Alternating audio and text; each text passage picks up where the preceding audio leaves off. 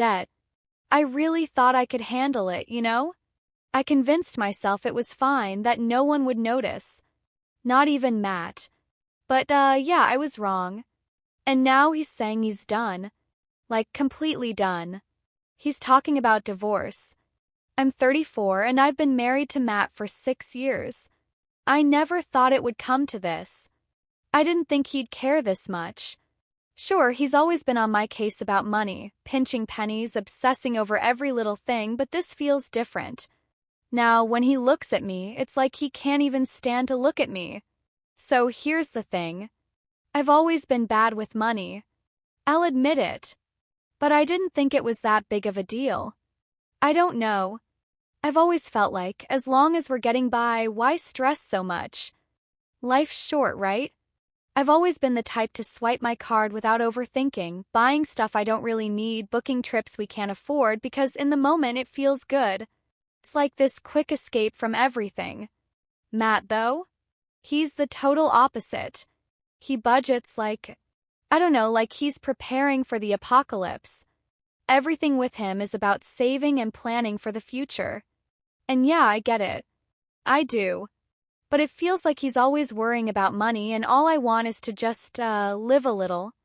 But lately, he's been relentless. He says I'm irresponsible. That I'm living way beyond our means. He's been telling me to cut back for months. And I swear I've tried. But every time I do, I feel like I'm suffocating. It's like he's got it all figured out and then he just dumps it on me, expecting me to change overnight. I can't. It's too much. It's exhausting. I guess I've been avoiding this for a while now. Hiding bills. Ignoring statements. There was 1 month, just 1 month I swear, where I thought, okay, I'll deal with it later. I figured if I could just get through the holidays, maybe get a bonus or sell something I don't even use, I'd be fine. But of course Matt went digging. I don't even know what he was looking for. And that's when he found them. The bills. The credit card statements. The overdue notices. Everything. When he saw it all, his face just dropped. I swear, I've never seen him look so crushed. First, he didn't yell. He just stared at the papers and asked, "How long, Lauren? How long have you been hiding this from me?" I froze. I couldn't even speak. I didn't know what to say. It's not like I planned to keep it from him forever. I couldn't deal with it. And then it spiraled. The more I thought about it, the more I told myself, well, I've already screwed it all up. What's the point of trying to fix it now? And honestly, I didn't even feel guilty, not in the way I probably should have. Yeah, I get it, it's a mess. But Matt isn't perfect either. He's so distant. He's cold with me, you know? He never talks about how he feels. He's always buried in his work, obsessed with his spreadsheets, tracking every penny like it's a game he has to win. And maybe I just wanted to feel like me again. Not Matt's wife. Not the responsible one. Just me. So yeah, I bought stuff. New clothes. Dinners out. Random things I didn't need. But he's the one who's always so uptight about money, so I figured, what's the harm in treating myself? I mean, don't I deserve it? When he found out about one of the purchases, a pair of $200 boots that showed up at the door, he just looked at them, then at me and shook his head. "Lauren," he said, his voice low. "You just can't stop, can you?" He sounded so disappointed. And I don't even get it. I really don't. I thought we were okay. But now he's saying he doesn't trust me. That I've been lying to him for months. And okay, yeah, I have. But it's not like I did it on purpose. It wasn't malicious. I didn't want to make him worry. I was trying to keep it together. When he told me he was thinking about leaving, I couldn't process it. I mean, how could he just walk away? I'm the one who's been dealing with all of this. I'm the one carrying the weight. And now, because of some overdue bills, he's ready to give up on me? Seriously? But the worst part? I'm not even sure I feel bad for him. I'm more upset about me, about how everything feels like it's falling apart. I mean, I've always been the fun one, you know? The one who pulls us out of our boring routine, adds a little excitement. I guess I never stopped to think about how my actions might affect him. How could I? I was just living my life, doing what I thought was best for me at the time. But now? It's not just about that anymore. It's about losing him. And honestly, I'm not ready for that. So now I'm sitting here, wondering if I'm going to lose him for good. Wondering if this is really all my fault. But you know what? I don't think it is, not entirely. Maybe he's too rigid, too obsessed with control. Maybe if he wasn't so cold all the time, I wouldn't have felt the need to escape. But that's not my fault, right? I never thought it would get this far. Matt hasn't really talked to me since he found everything out. Honestly, it's like we're strangers living in the same house now. He's distant, barely acknowledging me. And I'm just sitting here waiting for something, anything, to happen. Waiting for him to, I don't know, snap out of it or say something. But he hasn't. And I don't even know what to do anymore. It's like I'm stuck in this endless cycle where things seem fine and then they just fall apart again. I've tried talking to him, tried fixing it, but every time I bring it up, he just shuts down more. And it's getting harder to ignore. You know what's crazy? The more I think about it, the more I feel like he's overreacting. Yeah, I messed up. I know that. But why can't he just let it go? I mean, he's been managing money his whole life, and it's not like we're ever going to be rich, right? So what's the point of stressing over every little thing? I don't get it. The first time we actually tried to talk about it after he found the bills, Matt told me I needed to take responsibility for what I'd done. But honestly, I didn't even know how. I couldn't even look him in the eyes. I just wanted to say, I'm sorry I screwed up, but the words wouldn't come out. It wasn't even that I didn't feel guilty. I just couldn't handle the weight of it. So instead of owning up to everything like he wanted, I made excuses. I didn't mean for it to get this far, I said. It's just sometimes I want things that, make me feel better about myself. Yeah, I know it sounded weak. But I couldn't just sit there and admit, yeah, I'm awful with money, because that would have made it real. That would have meant I actually had to face what I did. So I blamed it on everything else, on stress, on pressure, on feeling stuck. But the more I tried to justify it, the angrier he got. And then he said it. I don't think I can trust you anymore, Lauren. I had no response to that. What could I even say? He's right. He has every reason not to trust me. But hearing it felt like a slap in the face. It stung in a way I wasn't ready for. I told him I'd fix things, that I'd pay off the bills, that I'd cut back. But he just looked at me like he didn't believe a word I said. He doesn't believe me anymore. And honestly, why would he? I've been lying to him for so long, and now everything's falling apart. But here's the thing, I don't think I'm completely wrong. I mean, it's not like I wanted all of this to happen. It's not like I was out here trying to ruin our lives. I was just coping. And that's what frustrates me the most. I've been trying to keep it together, to manage the mess, while Matt just sits there and criticizes. Yeah, I get it. He's the responsible one, the guy who has his whole life planned out. But why can't he see that I'm trying? Why can't he help me instead of nitpicking every single thing I've done wrong? That's the part that really hurts. He acts like everything I've done is one massive screw-up. Maybe it is, but why is he so obsessed with being perfect all the time? We're not perfect. No one is.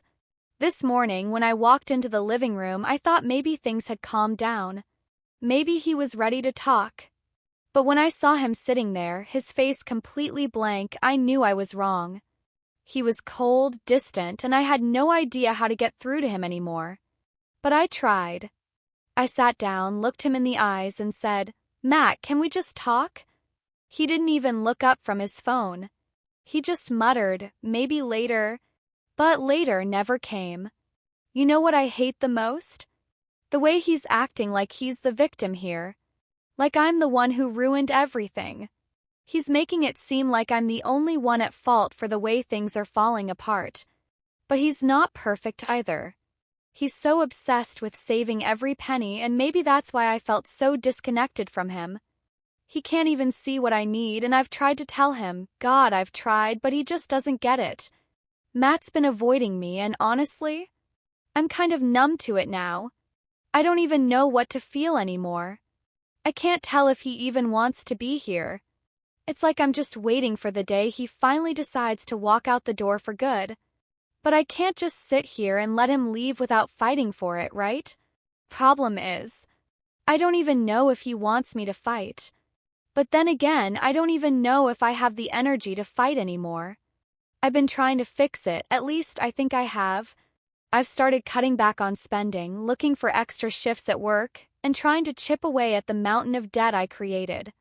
But every time I take a step forward, it feels like Matt looks at me and sees someone who's already failed. He doesn't say it outright, but the way he looks at me says enough. Like he's already made up his mind. Maybe he has. Maybe he hasn't. But I don't know how much longer I can keep trying if he's already given up. Last night, he finally spoke to me. Well, spoke isn't exactly the right word. It was more like he couldn't hold it in anymore, and it just came spilling out. I'm done, he said, not even looking at me.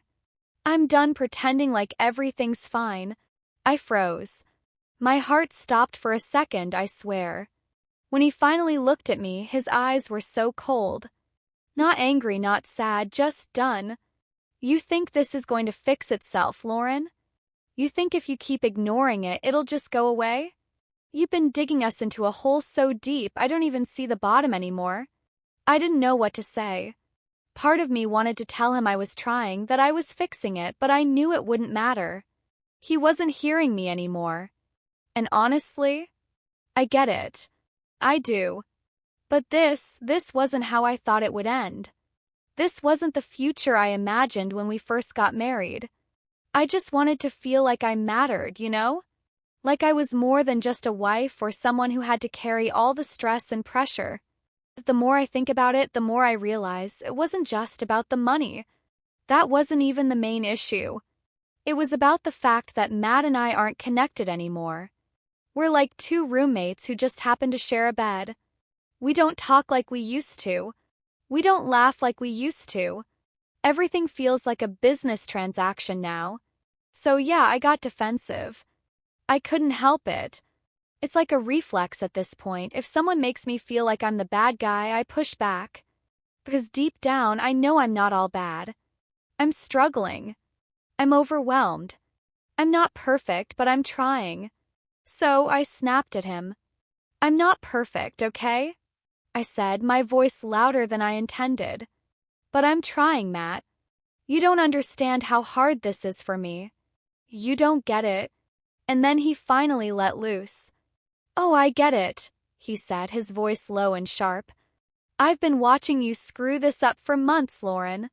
I've been here, watching you spend like it's nothing, watching you bury us deeper and deeper. And you can't even admit it. You can't even say the words, I made a mistake. I opened my mouth to respond, but I had nothing. 'Cause, well, he was right. I couldn't even say it. His words hit me like a ton of bricks. He wasn't yelling, but it didn't matter. It was worse this way. The way he looked at me like he'd finally given up was unbearable. I sat there, frozen, as he stood up and started pacing the room. I've been trying to help you, Lauren, he said, running his hand through his hair. But you don't let me. You just keep hiding things, making excuses, and acting like none of this matters. How am I supposed to trust you when you won't even be honest with me? I felt my throat tighten, my chest heavy with guilt and frustration. I didn't mean to hide it, I said softly, my voice trembling. I didn't know how to handle it, Matt. I didn't want you to think I was failing. Failing, he repeated, his tone sharp. You think this is about failing? This is about lying, Lauren. It's about the fact that you made decisions for both of us without even telling me. Do you have any idea what that feels like? I looked down at my hands, unable to meet his eyes. I wanted to explain, to defend myself, but everything I could think of sounded hollow. I told you I'd fix it, I said quietly, almost to myself. I've been trying. Trying isn't enough, he shot back, his voice breaking. I needed you to be honest. I needed you to tell me the truth before it got to this point. But you didn't, and now we're here. He stopped pacing and turned to face me, his expression raw and tired. I can't do this anymore, Lauren. I can't keep carrying this on my own. I don't want you to, I blurted out, the panic rising in my voice. I don't want you to carry it. I want to fix it, Matt. I want to fix us. He sighed deeply, rubbing the back of his neck. I don't know if we can be fixed, Lauren. That's the problem. The weight of his words hung in the air, crushing me. I don't want to lose you, I whispered, tears streaming down my face. I'll do whatever it takes. Please, just don't give up on me. He hesitated, his eyes softening just a little, but the hurt was still there. I need time, he finally said. I need to figure out if I can still trust you. And with that, he walked out of the room, leaving me sitting there in silence. The house felt emptier than ever. Quiet was deafening. I sat on the couch for what felt like hours, replaying every word he'd said in my head. Truth was, he was right. I had lied to him, betrayed his trust, and pushed him away. And now I wasn't sure if I could get him back. The next morning, I woke up early. Not because I had a plan or even knew what to do, honestly, I didn't. But I couldn't just sit there anymore, waiting for Matt to decide whether he was going to stay or leave. I pulled out every bill, every statement, every overdue notice I had hidden away. I laid them all out on the kitchen table and forced myself to look at the mess I'd created. It was overwhelming. Every number felt like a punch to the gut. I'd buried us so deep I wasn't sure I'd ever find a way out. But for the first time in what felt like forever, I didn't let myself shut down. I grabbed a notepad and started making a list. Every debt, every payment, every expense I needed to cut. By the time I finished, my head was spinning, but at least I could see the whole picture. It was ugly, but it was real. I sat there for a while, staring at the numbers, trying to figure out my next move. And then I picked up my phone and sent Matt a text. I've started working on the debt. I know it's not enough, but I want you to know I'm serious about fixing this. Not just for us, but for me. I'm sorry it took me so long to see it. I hit send and waited. Minutes passed. Then hours. By the afternoon, I'd almost convinced myself he wasn't going to respond. But finally, my phone buzzed. I'm glad you're taking steps, Lauren. But I still need time. It wasn't the answer I was hoping for, but it was something. At least he hadn't completely shut me out. I spent the rest of the day trying to focus on anything other than the hole I was in, both financially and emotionally. But it was impossible. Everywhere I turned, there was a reminder of what I'd done, of how much I'd let things spiral out of control. That night, as I lay in bed, staring at the ceiling, I couldn't stop thinking about Matt's words. I can't do this anymore. I need to figure out if I can still trust you. Trust. That's what it all came down to. And I'd destroyed it. I wanted to fix things, but how do you rebuild trust once it's gone? The next day, I made another decision. I called Matt's mom. It wasn't something I'd ever done before. We'd always had a decent relationship, but we weren't exactly close. Still, I needed advice, and she was the only person I could think of who might understand. When she picked up, I didn't even know where to start. Hi, Mary, it's Lauren, I said, my voice shaky. I need your help. There was a pause, and then she said, What's going on, sweetheart? I took a deep breath and told her everything. About the debt, about hiding it from Matt, about how he'd found out and how everything was falling apart. When I finished, there was a long silence. I thought maybe I'd made a mistake, that she'd tell me I'd brought this on myself. But instead, she sighed and said, Lauren, I'm not going to sugarcoat this. You messed up. But if you want to fix it, you need to show Matt that you're serious. Words aren't enough anymore. Her words hit hard, but they were exactly what I needed to hear. What do I do? I asked, desperate for any kind of direction. Start small, she said. Be transparent. Show him you're taking responsibility, even if it's uncomfortable. And most importantly, give him time. This isn't going to be fixed overnight. I thanked her and hung up, feeling both better and worse. I knew what I had to do. Question was, could I actually do it?